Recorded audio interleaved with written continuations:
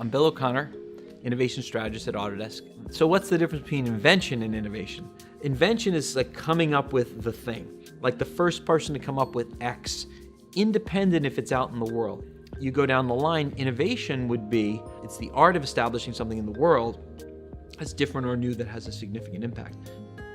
So when you think about the challenges that engineers face with innovation, if engineering has to work, engineering, if it doesn't work, people can die. So then the minute you start saying, let's do it in a different way, the first thing that an engineer, the engineering mindset might think of is, wait a minute, it's unproven. And that's, by definition, innovation is unproven. So I think one of the challenges is convincing themselves and their engineering-minded colleagues that even though it's not yet practical, we can use creativity to make it practical. I started thinking, all right, I want to create some techniques for innovation that I could give to the many, many people coming to Autodesk. So I have developed the Autodesk Innovation Genome. We started looking at these hundreds of innovations.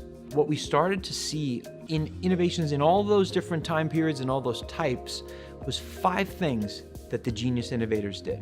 And that was exciting, but even more exciting was when we realized, wow, we can do this today. It hasn't really changed, right?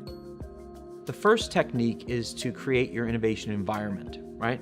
That's like a 30,000-foot view map. Well, let's say here's your company, here's your customers, here's your competition, and here's context of the world, and we start filling it out, right? Anything that could lead to innovation goes on the map. The second step is, okay, you've got your environment, you've got your map, let's bring the helicopter down in a specific area, right?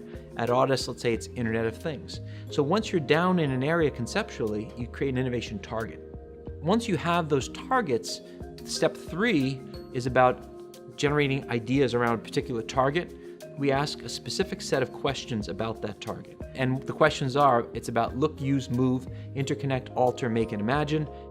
If you're working on an engine, it could be a car engine or a different kind of engine. So looking at it differently, what is the fundamental purpose of an engine? So you might think about, all right, engine placement, where does the engine go? So use is basically, in this context, would be everything from materials to manufacturing processes.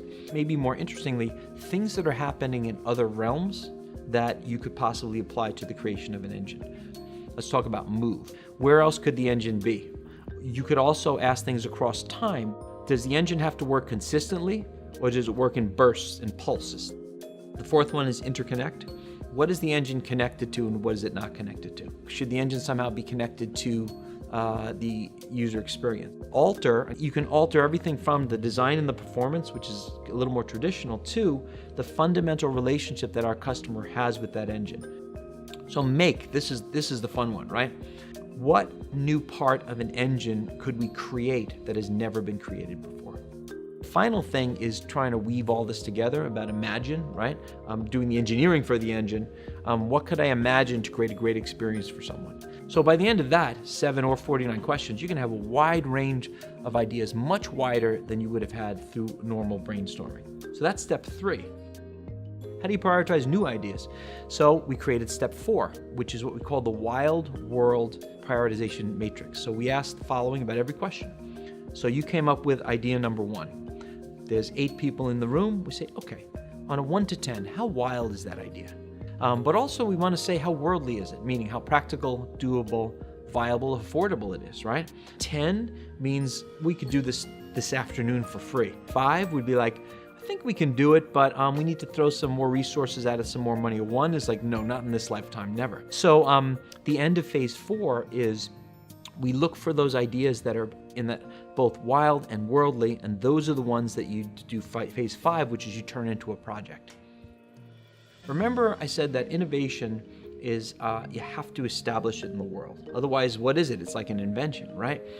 So an engineer is in the perfect position to do 2 things, to say that cool idea, whether you thought of it or not, is it practical or not? You get to decide that. More importantly, because you know what's practical and doable and what's not, you can be a central player as we make it practical. I think in some ways you can play a central role in the future of making things, because as the way we make things changes, only way that changes doesn't change in the lab or in the academic institutions. It changes out in the real world with real projects.